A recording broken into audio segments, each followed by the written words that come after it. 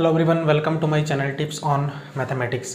तो class 10th NCERT mathematics जो previous का लेक्चर था उसको हम जो है अभी कंटिन्यूस करेंगे और कंटिन्यूस करते हुए हम जो है आज का जो लेक्चर है इसमें सबसे पहले जो है NCERT एक्सरसाइज नंबर 1.1 मैथ का जो है एग्जाम्पल नंबर 2 जो है यहाँ पर सबसे पहले डिस्कशन करेंगे।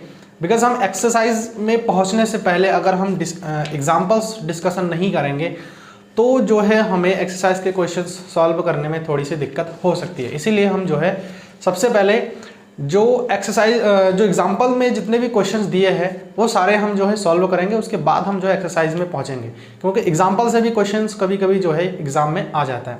तो चलिए क्वेश्चन जो एग्जांपल आपका सेकंड है NCERT मैथ का, वो देखिए क्या कह रहा है। Show that every positive even integers is of the form 2q and that every positive odd integers is of the form 2q + 1 where q is any integers.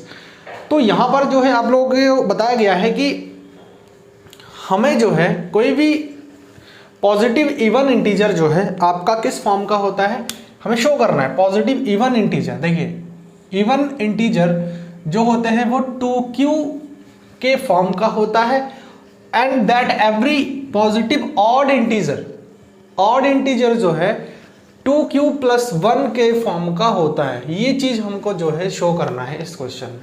तो इसको शो करने के लिए देखिए हम अगर बुक्स के लैंग्वेज में पहुंचेंगे तो बुक्स के लैंग्वेज से आपको कुछ समझ में नहीं आएगा। जो किताबी भाषा है उससे थोड़ा सा हटके अगर हम इसको सॉल्व करने की कोशिश करें, देखने की कोशिश करें, तो हमें ज्यादा समझ में आएगा। तो सबसे पहले तो हम यहाँ पर बात करते हैं कि जो इंटीजर्स है वो हमारा क्या होता है, पॉजिटिव इंटीजर्स। ठीक है, पॉजिटिव इंटीजर्स के बारे में हम सभी जानते हैं। होप कि आप लोगों ने पहला जो लेक्चर है उसको देख लिया है, क्योंकि वहां पर मैंने आप लोगों के साथ डिस्कशन किया था कि जो है रियल नंबर क्या होता है, और उस रियल नंबर के अंडर में कई सारे नंबर्स हमारे पास आए थे जिसमें एक पॉजिटिव इंटीजर्स भी आया था, है ना, या फिर हम ये कह सकते हैं इंटीजर्स आया था, और उसमें हमने बात किया था पॉजिटिव और नेगेटिव कैसे होता है। तो पॉजिटिव इंटीजर्स के बारे में हमको पता है और वो ये होता है 1 2 3 4 5। इसका मतलब ये हुआ कि जितने भी हमारे पास नेचुरल नंबर्स होते हैं वही हमारे जो है पॉजिटिव इंटीजर्स होते हैं। अच्छा, अब यहाँ पर जो है हम सबसे पहले इसका सेग्रीगेट कर लेंगे किस रूप में। एक तो हम इवन इंटीजर्स, तो इवन इंटीजर्स में आपका क्या क्या आ जाएगा, और एक ऑड इंटीजर, है ना, ऑड इंटीजर्स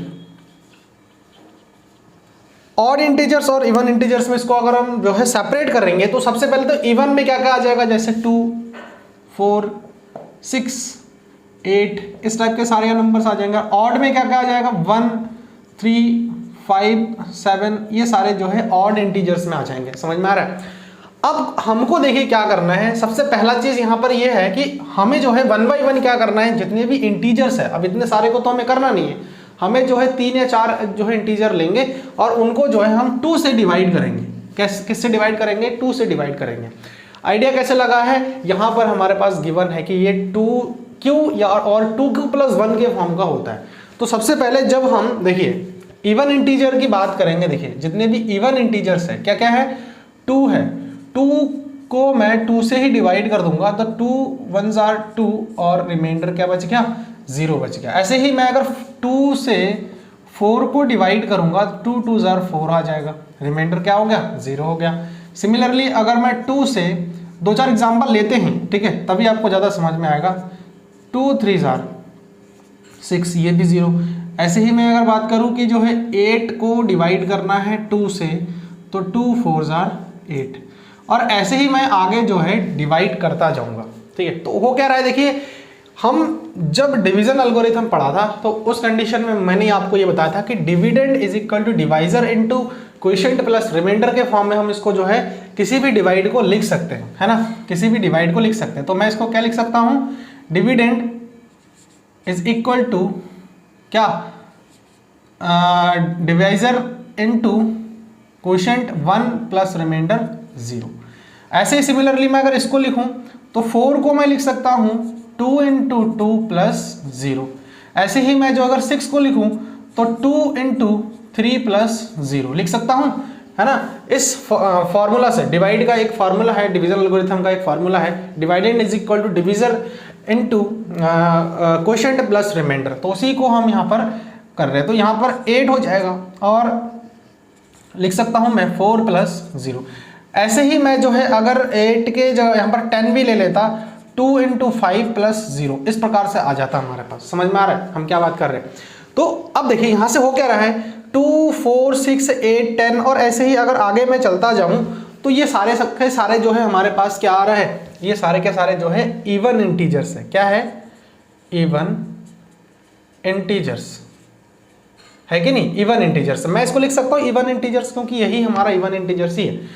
2 देखिए सब में कॉमन है, 2 हो गया, इनटू देखिए 1 2 3 4 5 है, और इस प्रकार से आगे और भी आता जाएगा। तो हम उसको कैसे, देखिए हर बार वेरी हो रहा है 1 2 3 4, और यहाँ पर एक चीज बता भी रखा है कि where q is any integer, तो जो q है वो कोई इंटीजर हो सकता है। तो इसका मतलब मैं इंटीजर में से 1 2 3 4 5 और इसको मैं q ही लिख सकता हूँ प्लस 0। तो देखिए क्या आ गया है हमारे पास, even integer is equal to 2q, और 0 को मैं इसमें ऐड करूंगा तो बात वही है 0, वही हमारे पास आंसर आ जाएगा। तो देखिए जितने भी इवन इंटीजर्स है वो सारे के सारे हमारे किस फॉर्म में आ गया है, 2q के फॉर्म का आ गया है।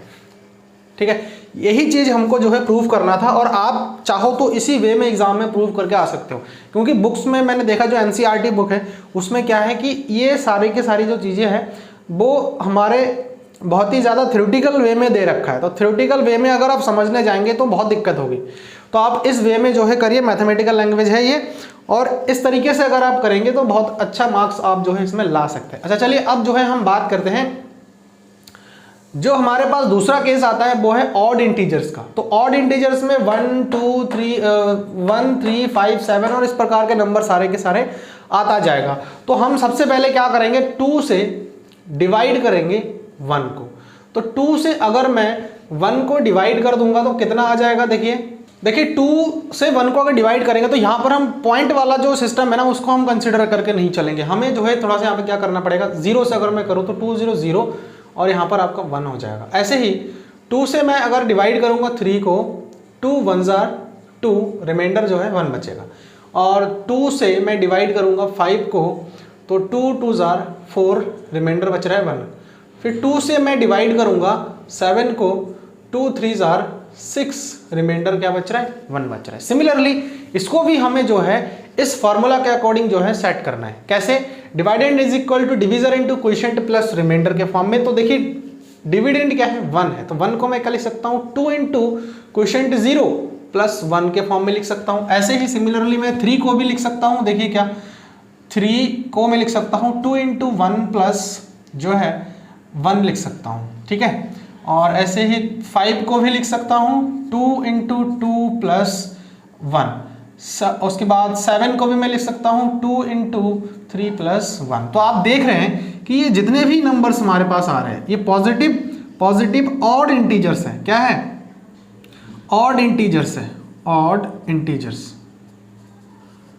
तो odd integers is equal to, देखिए 2 तो सब में कॉमन है, और ये सारे 0 1 2 3 इन्होंने यही कहा था कि q जो है आपका कोई भी इंटीजर है, और इंटीजर में हमारे पास नेगेटिव के सारे नेचुरल नंबर, 0 और पॉजिटिव जितने भी नेचुरल नंबर्स होते हैं वो सारे के सारे आ जाता है। 2 इंटू इसको मैं क्या लिख सकता हूँ, q, क्योंकि ये सारे q ही तो है, जो है इंटीजर ही है, प्लस 1। तो देख सकते हैं आप लोग कि इसको मैं थोड़ा सा और सही से लिख दूँ तो 2q प्लस 1 के फॉर्म का आ गया। तो यही चीज क्वेश्चन में शो करने के लिए आप लोगों को बताया था कि show that every positive even integer is of the form 2q and the odd integers is of the form 2q plus 1 where q is any integer. तो q को जब कोई भी इंटीजर के फॉर्म में हम कंसीडर करके चले तो हमारे पास जो इवन इंटीजर्स का आता है वो हमारा 2q के फॉर्म का होता है, एंड जो ऑड इंटीजर्स होते हैं वो 2q प्लस 1 के फॉर्म का होता है। तो दुनिया में जितने भी इवन इंटीजर्स है वो हमेशा के लिए 2q के फॉर्म का ही होगा, इसके अलावा कोई और फॉर्म नहीं हो सकता है।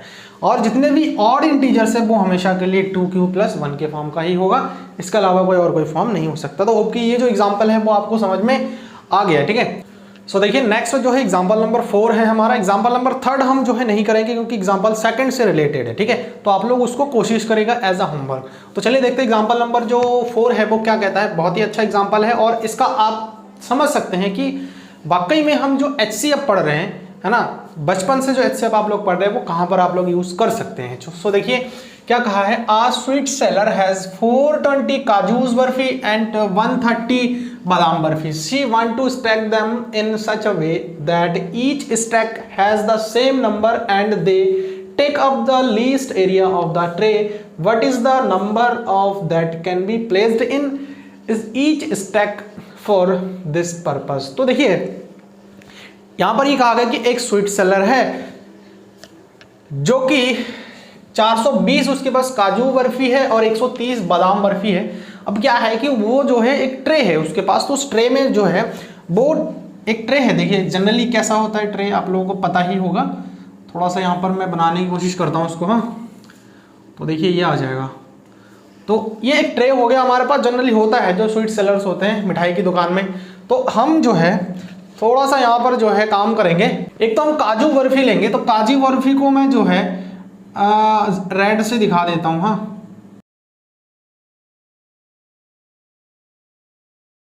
और जो बादाम बर्फी होगा उसको जो है हम इस ब्लू कलर से दिखा देते हैं।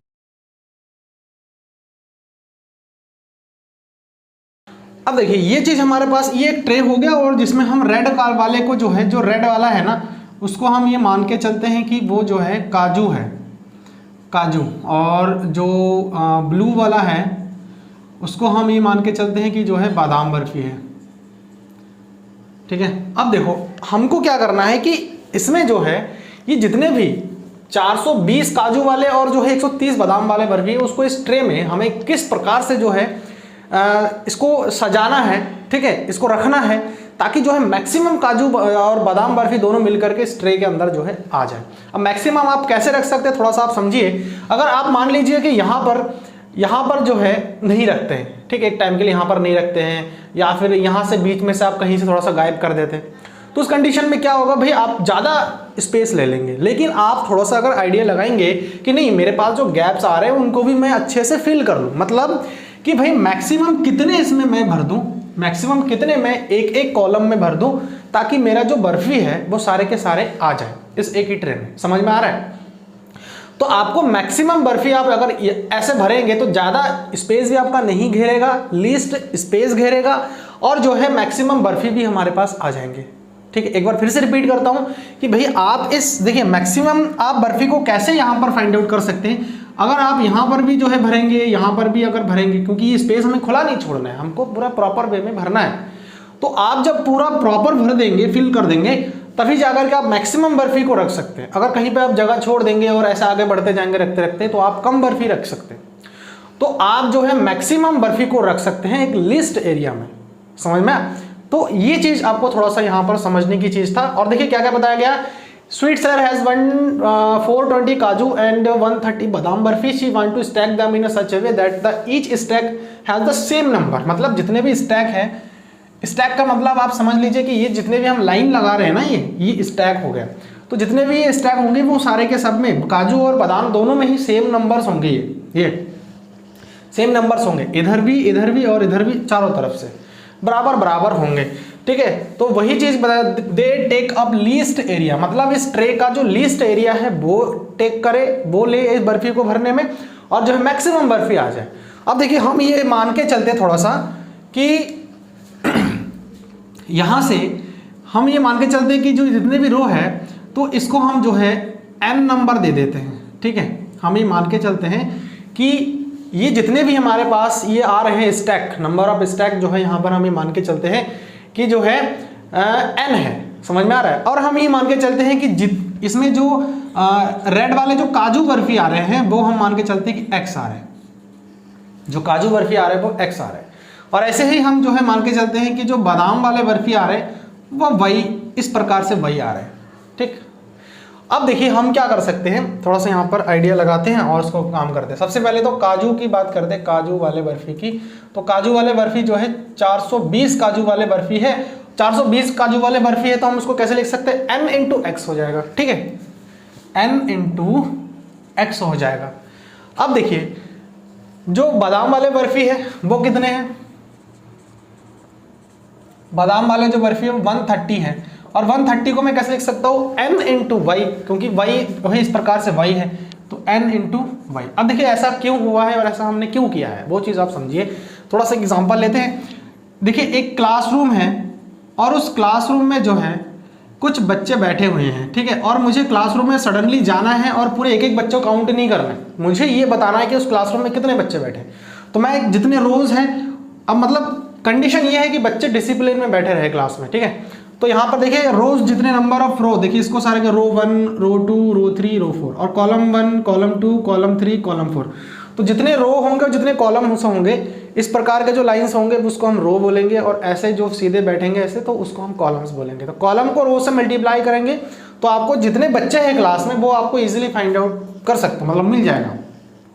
तो देखिए कितने 1 2 3 4 गुणा कॉलम्स कितने 4 कॉलम है, तो 16 स्टूडेंट्स होंगे इस क्लासरूम में। देखिए मैंने सिर्फ गुणा करके बताया कि नंबर ऑफ रो और नंबर ऑफ कॉलम के हेल्प से बताया कि उस क्लासरूम में कितने बच्चे बैठे हैं। मैंने पर्टिकुलर हर एक बच्चे को काउंट नहीं किया है, आप चाहो तो यहाँ पर काउंट करके भी देख सकते हो। तो मतलब 16 स्टूडेंट है तो मैं उसको number of row into number of column के फॉर्म में लिख सकता हूँ। तो अगर हमारे पास जो है जो काजू की जो बर्फिया है, काजू बर्फिया जो है वो 420 है, तो नंबर ऑफ जो है ये सारे के सारे हमारे क्या डिनोट कर रहा है, ये जितने भी है वो कॉलम को जो है डिनोट कर रहा है, ठीक है, ये सारे, और ये जो है सारे के सारे रो को डिनोट कर रहे हैं। तो हम ये मान के चलते हैं कि ये जो है हमारे पास n रोज है, ठीक है, n और कॉलम्स कितने हैं, देखिए x कॉलम्स हमारे पास बने हैं, तो n इंटू एक्स हो जाएगा। सिमिलरली 130 के लिए n इंटू वाई हो जाएगा। देखिए अब इन दोनों के लिए हमको निकालने क्या है, क्योंकि इधर तो हम देखिए मैक्सिमम लीस्ट एरिया लेगा, लेकिन हमको मैक्सिमम वाला निकालना है कि मैक्सिमम हम कितने बर्फियों को जो है इस प्रकार से रखें ताकि लीस्ट एरिया ले। तो मैक्सिमम बर्फी के लिए हमको क्या निकालना है, देखिए हाईएस्ट कॉमन फैक्टर निकालना है। तो हाईएस्ट कॉमन फैक्टर हमारे पास क्या आ रहा है इन दोनों के लिए, n ही तो आ रहा है। तो n जो है क्या है HCF ऑफ किसका 420 130। तो होप कि आप लोगों को जो है इसके पीछे का जो लॉजिक था इस क्वेश्चन को समझाने का, थोड़ा टाइम लेने का, वो यही था कि HCF हम निकालते तो हैं डायरेक्टली, क्या करते हैं टीचर्स वो जो है क्वेश्चन को देखते हैं और पढ़ते हैं और समझाना कुछ नहीं है, उनको बस खाली बता देना है कि हाँ HCF निकालना है इन दोनों नंबर्स के। बट इसके पीछे का लॉजिक यही है कि HCF निकालने का मतलब हाईएस्ट कॉमन फैक्टर, वो हाईएस्ट नंबर ऑफ जो स्टैक होंगे वो कितने होंगे भाई, किस हिसाब से हम लगा सकते हैं, तो वो इस प्रकार से हमारा निकल रहा है, ठीक है। तो अब कि यहाँ तक आप लोग समझ में आ गए। अब यहाँ से आप लोग जो है डिवीजन एल्गोरिथम यूज करिए और डिवीजन एल्गोरिथम का यूज करके आप जो है इसका HCF निकाल सकते हैं। देखिए डिवीजन एल्गोरिथम के अकॉर्डिंग जो है जो बड़ा वाला नंबर होता है उसको A और जो छोटा वाला नंबर होता है B, तो 420 इज इक्वल टू 130, ये कितनी बार में हम जो है डिवाइड कर सकते हैं 3 टाइम, और 30 जो है रिमाइंडर बचेगा, ठीक है। अब रिमाइंडर 0 नहीं हुआ तो फिर से 130 इज इक्वल टू 30 इंटू कितनी बार में जाएगा, ये जो है 4 टाइम में जाएगा, 10 इसमें रिमाइंडर बचेगा। सिमिलरली अगर मैं बात करूं कि जो है फिर से 30 और 10 को लेकर के, है ना, आप लोगों को और डिवीजन एल्गोरिथम नहीं पता है तो एक बार आप लोग देख लो, क्योंकि वहाँ पर मैंने डिवीजन एल्गोरिथम के बारे में बता रखा है।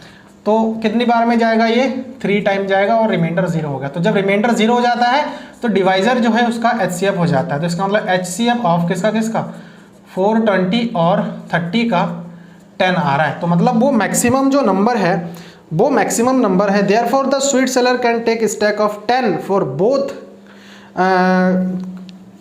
Kind of barfi. तो दोनों बर्फी है उसके लिए जो स्टैक है, मतलब यहाँ इस लाइन में जो है 10 बर्फियों को रखना पड़ेगा। समझ में देखिए हिसाब हमने लगा लिया है। अगर हम इस प्रकार से 10 बर्फियों को रखें तो उस कंडीशन में नंबर ऑफ x और y दोनों कुछ भी हो सकता है, मतलब इधर हम कितना भी जा सकते हैं, समझ में, लेकिन हमको इधर जो है 10 रखना पड़ेगा, तभी जाकर के हम पूरे इस ट्रे में रख सकते हैं। तो अब कि आप लोगों को क्लियर हो गया है। और यहाँ पर डिवीजन एल्गोरिथम का यूज़ किया हमने, यूक्लिड्स डिवीजन लेमा, ठीक है, उसके हेल्प से हमने किया है। अब हम चलते हैं एक्सरसाइज नंबर 1.1 पर और उसके सारे क्वेश्चंस को सॉल्व आउट करने की कोशिश करते हैं। सो फाइनली एक्सरसाइज नंबर 1.1 का जो क्वेश्चन नंबर फर्स्ट है, देखिए फर्स्ट का हम जितने भी 3 क्वेश्चन है उसमें, ठीक है, तीनों क्वेश्चन को हम सॉल्व आउट करेंगे। और देखिए क्या कहा है, use Euclid's division algorithm to find HCF of, पहला क्वेश्चन है 135 और 225। तो सबसे पहले इस क्वेश्चन को सॉल्व करने के लिए आपको जानना पड़ेगा कि यूक्लिड्स डिवीजन एल्गोरिथम क्या है, क्या कहता है, ठीक है। तो उसका जो है इंट्रोडक्शन पार्ट मैंने ऑलरेडी बना रखा है, जो फर्स्ट लेक्चर है आप लोग उसको देख लीजिए, उसका लिंक आपको डिस्क्रिप्शन बॉक्स में मिल जाएगा, ठीक है। वहां से आप लोगों को पूरा समझ में आ जाएगा कि जो यूक्लिड्स डिवीजन एल्गोरिथम है वो उसको हम किसी क्वेश्चन में किस प्रकार से अप्लाई कर सकते हैं। यहाँ पर मैं बहुत ही शॉर्ट वे में आप लोगों को बताऊंगा, तरीका वही है जो वहां पर हमने किया था, ठीक है।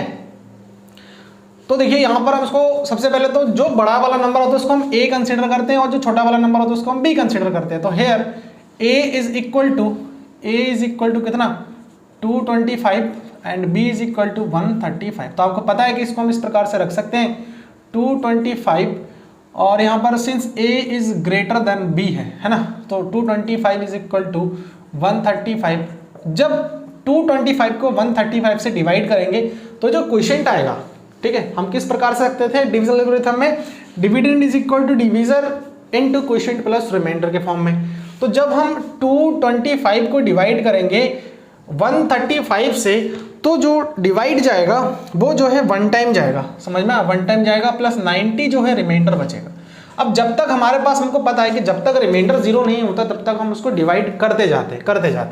तो देखिए यहाँ पर जो है सिंस 90 जो है जीरो नहीं, रिमाइंडर जीरो नहीं है, तो हम 135 और 90 का फिर से लेकर के जो है HCF इस प्रकार से जो है हम डिवीजन एल्गोरिथम यूज करेंगे। तो 135 इज इक्वल टू 90। अब इसको 90 से अगर मैं 135 को डिवाइड करूंगा तो जो हमारे पास आएगा ये भी जो है वन टाइम ही जाएगा और जो 45 इसका क्या बचेगा, रिमाइंडर बच जाएगा, ठीक है। अब देखिए 90 और 45 लेकर के सॉल्व आउट करेंगे तो 45 इंटू 2 प्लस रिमाइंडर कितना आ गया, 0 आ गया। सिंस रिमाइंडर 0 तो आपको पता है जो डिवाइजर होता है डिवाइजर वही हमारा क्या होता है HCF HCF जो है आपका इन दोनों नंबर्स के 225 और 135 का कितना आ रहा है, 45 आ रहा है। इसका मतलब इन दोनों नंबर्स का जो HCF हो जाएगा वो आपका कितना हो जाएगा, 45 हो जाएगा, ठीक है। तो ऐसे आप लोग जो है सॉल्व कर सकते हैं और बहुत ही शॉर्ट है ये, मैं एकदम शॉर्ट में बता रहा हूँ। सिमिलरली इन क्वेश्चन को भी कर सकते हो। जो बड़ा वाला नंबर होता है उसको a लेट करते हैं तो 13822 और b जो आपका आ रहा है 196 आ रहा है, तो आप इसको रख सकते हो 38220 इज इक्वल टू 196। इसको हम इस पूरे नंबर को जो है 196 से डिवाइड करूंगा तो जो है ये आपका 195 टाइम्स जाएगा, 195 टाइम्स जाएगा प्लस एक बार में ही रिमाइंडर का कितना हो जाएगा, जो है यहाँ पर 0 हो जाएगा, ठीक है।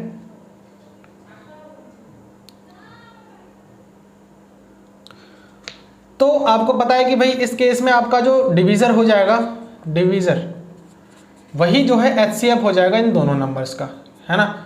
HCF किसका 38220 और 196 का, और वो कितना है 196। तो ये जो है इसका HCF आ जाएगा। सिमिलरली इसके लिए भी हम सॉल्व आउट करेंगे। देखिए A यहाँ पर जो बड़ा वाला होता है वो A होता है 867 और जो B छोटा वाला हो जाएगा, ठीक है। तो यहाँ पर आ जाएगा, तो ऐसे हम इसको रख सकते हैं 867 इज इक्वल टू 225, सॉरी यहाँ पर 225 आ जाएगा इनटू कितनी, अगर इससे हम इसको डिवाइड करेंगे तो कितनी बार में जाएगा, ये जो है 3 टाइम में जाएगा, ठीक है, 3 टाइम में जाएगा और रिमाइंडर जो बचेगा हमारे पास वो 102 तक। अब देखिए ये रिमाइंडर आ गया तो 0 नहीं है, तो फिर से हमें जो है यहाँ पर यूज करना पड़ेगा 225 इज इक्वल टू 102। तो अगर मैं 225 को 102 से डिवाइड कर दूंगा तो कितना आ जाएगा हमारे पास, देखिए ये जो है 2 टाइम जाएगा, ठीक है, 2 टाइम जाएगा और रिमाइंडर जो बचेगा हमारे पास वो 51 बचेगा, ठीक है, 51 बचेगा। अब सिमिलरली यहाँ पर वही रिमाइंडर 0 अभी तक नहीं आया तो 102 को डिवाइड करना है हमें 51 से और ये जो है टोटली आपका डिवाइड हो जाएगा 2 टाइम में और रिमाइंडर कितना आ जाएगा, 0 हो जाएगा। तो सेम वही डिवीजर कितना है, डिवीजर ही इसका HCF हो जाएगा। तो डिवीजर जो है HCF होगा किसका 8672225 का और वो कितना है 51 है।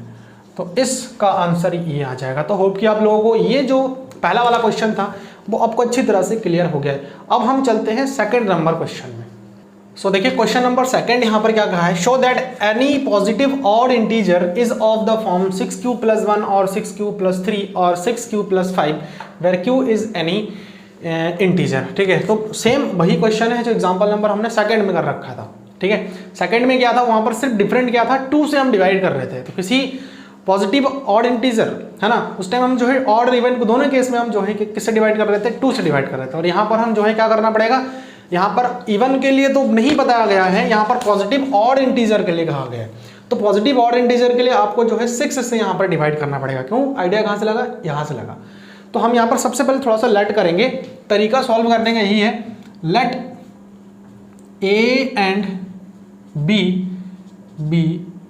चलिए इसको उस वे में करते हैं जिस वे में हमने एग्जाम्पल सॉल्व किया था, ज़्यादा समझ में आएगा। ठीक है, देखिए कैसे, हमारे पास जितने भी हमारे पास क्या है ऑड इंटीजर्स, उसको एक बार देख लेते हैं। तो ऑड इंटीजर्स क्योंकि बुक्स के लैंग्वेज में अगर हम सॉल्व आउट करना चाहें तो थ्योरेटिकली बहुत ज़्यादा हो जाएगा और उसमें कन्फ्यूजन बहुत है, तो आप इस वे में करिए। ऑड इंटीजर्स क्या क्या होते हैं, 1 पॉजिटिव ऑड इंटीजर्स के बारे में कहा है ना, पॉजिटिव ऑड इंटीजर्स। तो 1, 3, 5, 7 और इस प्रकार के जितने भी नंबर्स हैं, और उसको हमें डिवाइड किससे करना पड़ेगा, देखिए 6 से करना पड़ेगा। तो 6 से डिवाइड करिए, 6 से मैं अगर 1 को डिवाइड करूंगा तो 0 टाइम, तो ये जो है 0 1 आ जाएगा। तो ऐसे ही 6 से मैं जो है 3 को डिवाइड करूंगा तो जो है 0 टाइम आ जाएगा, और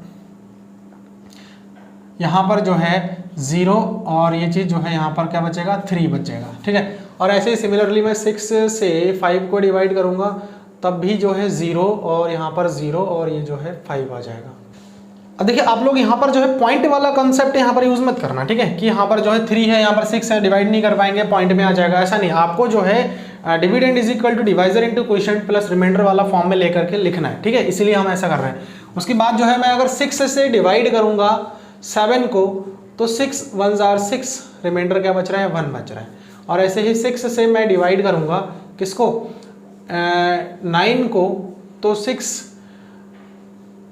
1 जार 6 आ जाएगा यहाँ पे, और डिवीजर के यहाँ पर रिमाइंडर कितना बचेगा, 3 बच जाएगा।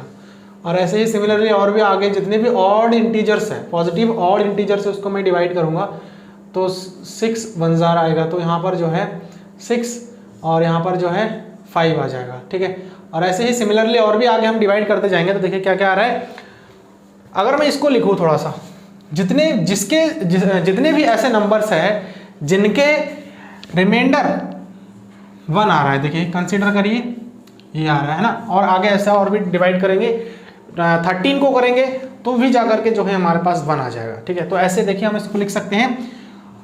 इसको हम कैसे लिख सकते हैं, देखिए 1 को मैं लिख सकता हूँ 6 × 0 + 1 के फॉर्म में।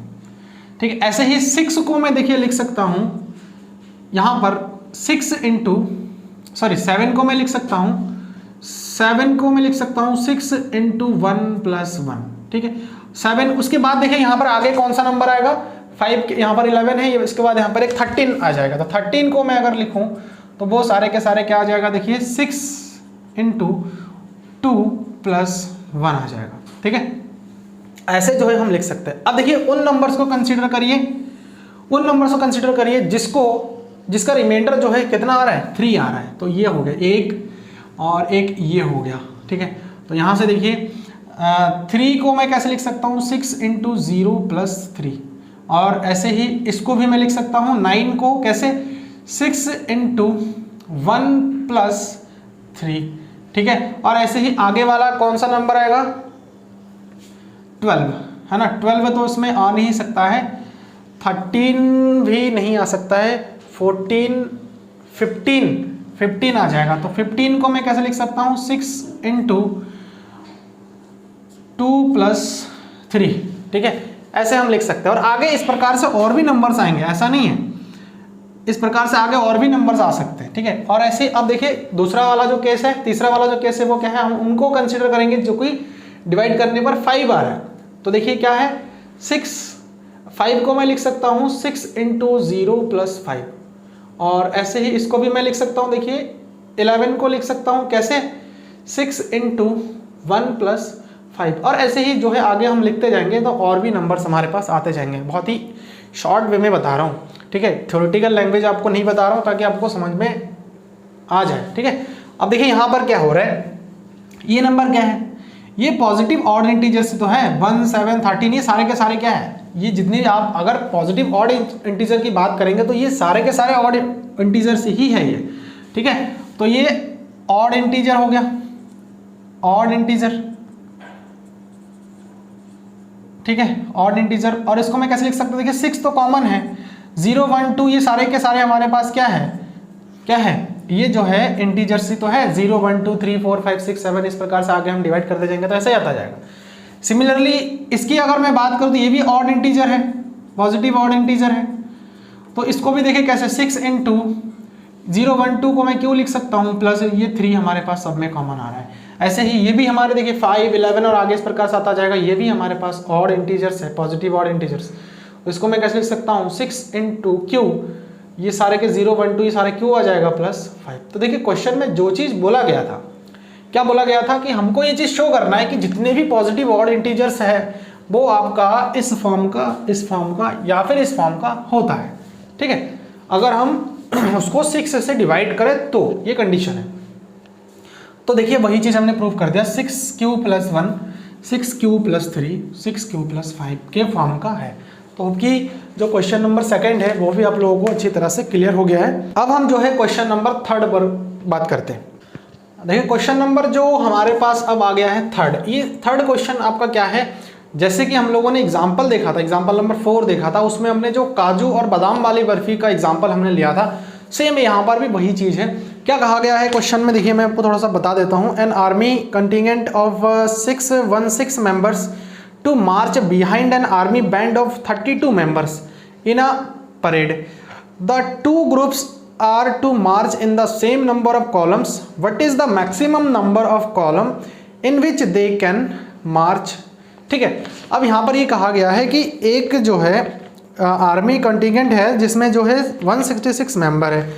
देखिए आर्मी है, आर्मी जिसमें जो है आपका 616 मेंबर्स है, ठीक है, ये है बता रखा है।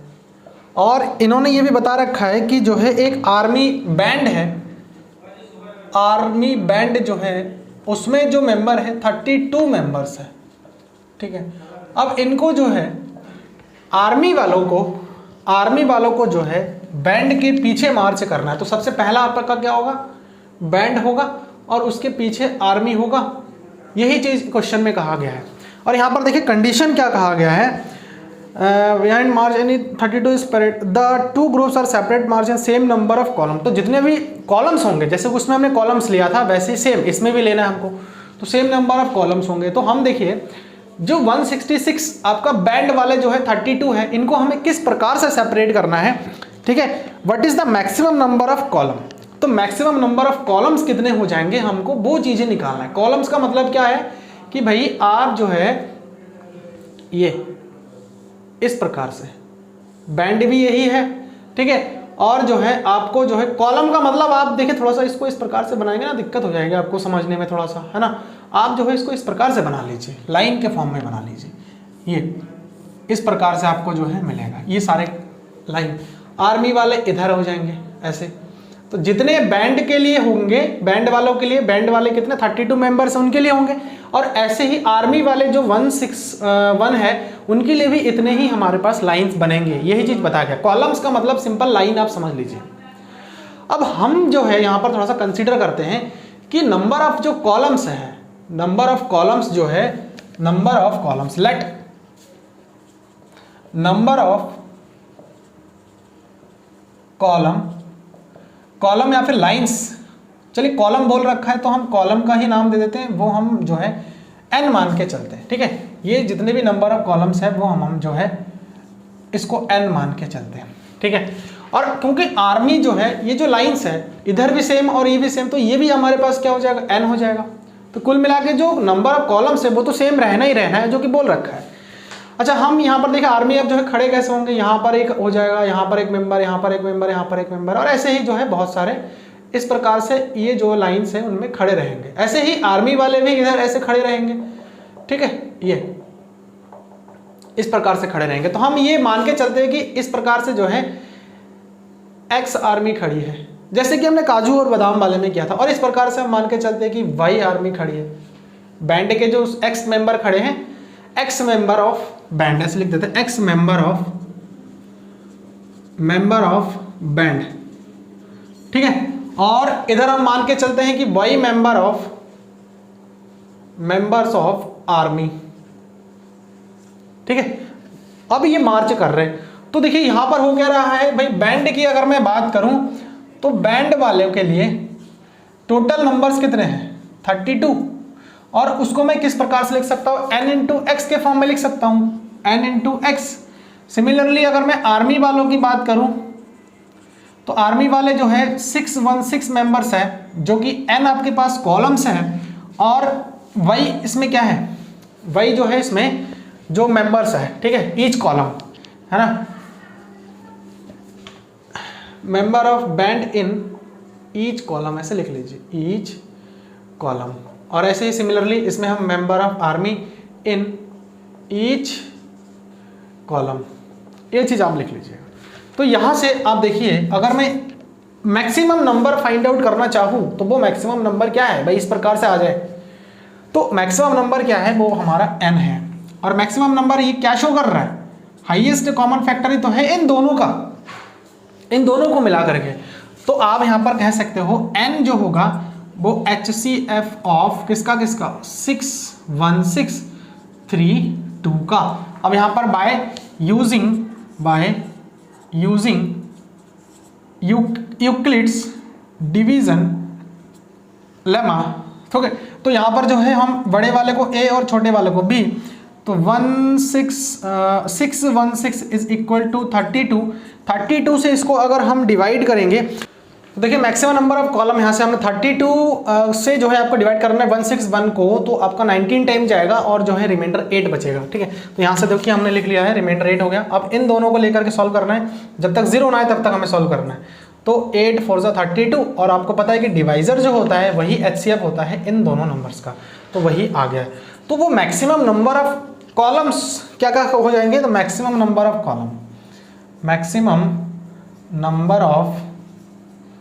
Of columns is equal to 8, जिसमें जो है ये आर्मी जो है मार्च कर सकते हैं, ठीक है।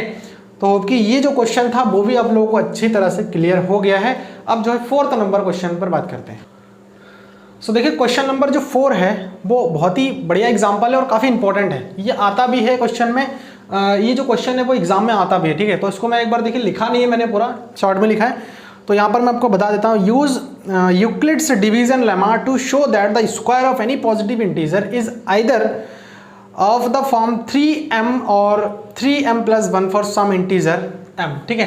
तो हमको ये चीज़ दिखाना है यूक्लिड डिवीजन लेमा के हेल्प से कि जितने भी इंटीजर्स हैं, पॉजिटिव इंटीजर्स हैं, वो सारे जो है जितने पॉजिटिव इंटीजर्स हैं उनका जो स्क्वायर है वो 3m या फिर 3m+1 के फॉर्म का होता है। ये चीज़ हमको प्रूव करके बताना है। और जहाँ पर m हमारे पास क्या है, कुछ सम इंटीजर है, फॉर सम इंटीजर m, ठीक है। m हमारे पास जो है कुछ इंटीजर्स है। अब देखिए यहाँ पर हम इसको कैसे सॉल्व आउट करेंगे। तो सबसे पहले हम थोड़ा सा यहाँ पर लेट करेंगे, let a be any positive integer, ठीक है। और जो है Q को comma Q be quotient and R be remainder, ठीक है। ये थोड़ा सा आपको एक लाइन लिखना पड़ेगा यहाँ पे, रिमाइंडर। तो जब ऐसा है तो हम जो है हम 3 से डिवाइड करेंगे, क्योंकि पता लग रहा है देख करके कि आपको क्या करना है, 3 से डिवाइड करना है, ठीक है। तो 3 से हम अगर डिवाइड करेंगे, देखिए किसको, किसी पॉजिटिव इंटीजर a को, तो हम ये मान के चलते हैं Q जो है हमारे पास जो है क्या आ जाता है, क्वोशिएंट आता है, और जो है रिमाइंडर हमारे पास क्या बचता है, R बचता है। तो अगर मैं इसको डिवीजन लेमा के अकॉर्डिंग जो है सेट करूं तो डिविडेंड इज इक्वल टू क्या आ जाएगा, divisor into quotient plus remainder. और अगर लेमा की मैं बात करूं तो उसमें एक कंडीशन दिया रहता है, जो रिमाइंडर होता है वो 0 से ग्रेटर होता है और जो है डिवीजर से हमेशा के लिए छोटा होता है। इसका मतलब जो रिमाइंडर है, R का जो वैल्यू आ रहा है वो क्या है, therefore therefore r is equal to 0 भी आ सकता है, 1 भी आ सकता है और 2 भी आ सकता है, क्योंकि r का वैल्यू 3 से जो है छोटा है, समझ में आया, छोटा है। तो अब देखिए r का वैल्यू अगर मैं इसको इक्वेशन फर्स्ट मान करके 1 by 1 पुट करूं तो पहला वाला क्या आ जाएगा, a is equal to 3q plus 0 आ जाएगा, और इसको मैं लिख सकता हूँ 3q। अब देखिए इनका साथ ही साथ स्क्वायर भी करना पड़ेगा हमको, ये बता रखा है, ठीक है। अगर मैं इसका स्क्वायर कर दूं, देखिए a स्क्वायर आ जाएगा हमारे पास 3q का स्क्वायर, तो 3 3 जार 9q स्क्वायर, ठीक है, ये आ जाएगा। अच्छा उसके बाद जो है दूसरा फिर से अगर मैं 1 रखूं for r is equal to 1, तो a इज इक्वल टू जो है आ जाएगा 3q प्लस 1। अगर मैं इसका स्क्वायर कर दूं तो जो है आ जाएगा 3q प्लस 1 का होल स्क्वायर, और यहाँ पर होल स्क्वायर का फॉर्मूला लगा देंगे 3q square plus 1 plus 2 into 3q into 1, यही तो आएगा। अच्छा उसके बाद जो है यहाँ पर इसको थोड़ा सा और अगर हम स्पेसिफाई करके सॉल्व कर ले तो आ जाएगा 3q का होल स्क्वायर, या फिर हम ऐसा लिख लेते हैं इसको 9q whole square 9q square plus 3 2 जार 6q प्लस 1, ठीक है, ऐसे लिख लेते हैं। अच्छा उसके बाद जो है यहाँ से क्या आ जाएगा, देखिए जब हम r का वैल्यू 2 रख देंगे इस इक्वेशन नंबर 1 में, तो a is equal to 3q plus 2, और इसका स्क्वायर करेंगे a स्क्वायर, तो 3q प्लस 2 का होल स्क्वायर, सॉल्व आउट करेंगे तो 3 3 jar 9q square plus 4 plus यहाँ से आ जाएगा 2 into 3q into 2 is equal to 9q square plus 3 2 जार 6 2 जार 12q प्लस 4, ठीक है। अब देखिए थोड़ा सा हम यहाँ पर अच्छी तरह से इसको लिख लेते हैं। अगर मैं यहाँ से 3 कॉमन ले लूँ तो 3 कॉमन लेने पर जो है 3q स्क्वायर आ जाएगा, ठीक है, इसको मैं ऐसे लिख सकता हूँ। ऐसे ही सिमिलरली अगर मैं यहाँ से बात करूँ इसका, तो यहाँ से मैं जो है 3 अगर कॉमन ले लेता हूँ, यहाँ से आ जाएगा 3q स्क्वायर प्लस 2q, ठीक है, और प्लस के यहाँ से आ जाएगा 1। ऐसे सिमिलरली मैं अगर इसको थोड़ा सा अगर सही करके लिख लूँ, यहाँ से देखिए इसको मैं लिख सकता हूँ 9q square plus 12q plus 3 plus 1 के फॉर्म में अगर मैं इसको लिख दूँ, तो यहाँ से इन पूरे में से देखिए मैं अगर 3 कॉमन ले लूँ तो क्या आ जाएगा 3q square plus 4q plus 1 plus 1। तो देखिए यहाँ से अगर मैं इसको एक नाम दे दूँ इसको, क्योंकि ये जो 3q स्क्वायर है ये कुल मिला के q हमारे पास क्या है, हमने कुछ क्वेश्चन मान रखा है और ये एक्चुअल में क्या होता है, इंटीजर ही होता है। तो ये कुल मिला के आपको हम जो है इसको लिख सकते हैं 3m। इस पूरी को अगर मैं m मान लूँ, ऐसे सिमिलरली मैं इस पूरी को अगर मैं m मान लूँ तो यहाँ से आ जाएगा देखिए 3m प्लस 1, और ऐसे ही जो है मैं अगर इसको मान लूँ m तो 3m प्लस 1। तो कुल मिला के हमारे पास जो क्वेश्चन में कहा गया था कि किसी भी पॉजिटिव इंटीजर है और उसका अगर हम जो है स्क्वायर करते हैं तो वो जो है या तो 3m के फॉर्म का आएगा या फिर 3m प्लस 1 के फॉर्म का आएगा। तो वही चीज़ यहाँ पर हमने कर दिया है। अब आप लोगों के लिए इतना सारा मैंने कर दिया है। अब यहाँ पर आपको थोड़ा सा काम करना है कि जो लास्ट क्वेश्चन है, क्वेश्चन नंबर 5, ठीक है, सेम क्वेश्चन है एकदम जैसे इसमें है, यहाँ पर स्क्वायर था और 5th नंबर लास्ट में जो है आपको क्यूब करना पड़ेगा। हमको वहाँ पर दिखाना है, देखिए क्वेश्चन में use Euclid's division lemma to show that the cube of any positive integer is either of the form 9m plus 1 और 9m plus 8। तो क्यूब करना पड़ेगा आपको वहाँ पे, ठीक है। तो आप उस क्वेश्चन को एज अ होमवर्क लिख लीजिए और जो है उसको करिए। सॉल्व नहीं होता है मुझे आप लोग कमेंट के माध्यम से बताइए कि कहाँ पर आपको डाउट हो रहा है, तो उसको मैं भी सॉल्व करवा दूंगा, ठीक है। एक अलग लेक्चर में आप लोगों को बता दूंगा किस प्रकार से सॉल्व करना है, या फिर अगर कमेंट के माध्यम से सॉल्व हो सकता है, अगर हेल्प हो सकता है आप लोगों का, तो मैं वहाँ पर भी एक्सप्लेन कर दूंगा, जिससे कि आपको जो है क्वेश्चन सॉल्व करने में कोई दिक्कत ना हो। तो आपकी जो ये जो एक्सरसाइज नंबर 1.1 था वो टोटली हमने यहाँ पर सॉल्व आउट किया है विद ऑल एग्जाम्पल्स, ठीक है। जितने भी एग्जाम्पल हैं एनसीईआरटी के वो सारा किया है, और एक्सरसाइज के जितने भी क्वेश्चन थे वो किया है। एक आप लोगों के लिए होमवर्क में रहा है, ठीक है। लास्ट में यही कहूँगा कि अगर आपको समझ में आया है तो इसको लाइक कर देना, और जो है चैनल को अगर सब्सक्राइब नहीं किया अभी तक तो इसको कर लो, क्योंकि ऐसे जो है आपको डेली वीडियोज़ यहाँ पर मिलेंगे और आपको जितने भी एक्सरसाइज है एनसीईआरटी मैथ क्लास 10th में वो आपको पूरा सॉल्व आउट करके यहाँ पर मैं आप लोगों को बताऊंगा। ठीक है, so thanks for watching this video.